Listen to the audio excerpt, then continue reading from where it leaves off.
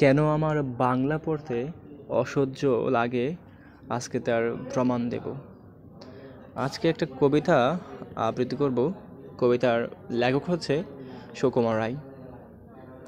যদি কবিতাটা শুনেন আপনি বুঝতে পারবেন আসলে বাংলা আসলে কী। শুরু করলাম। চুপ ঘর, শুন শুন বেয়াকুব হোস নেই, ঠেকে গেছি বাপরে কি ভয়ানক প্রশ্নে, ভেবে ভেবে লিখে লিখে বসে বসে দাঁড়েতে, ঝিম ঝিম টন টন ব্যথা করে হাড়েতে। এক ছিল দাড়ি মাঝি, দাড়ি তার মস্ত, দাড়ি দিয়ে দাড়ি তার ঘষ্ট। সেই দাঁড়ে একদিন দাঁড় কাক ধারালো, কাকড়ার দাঁড়া দিয়ে দাড়ি তারে তাড়ালো। কাক বলি রেগে মেগে, বাড়াবাড়ি ওইঠো, না ধারায় ধারে তবু দাঁড় কাক হইতো।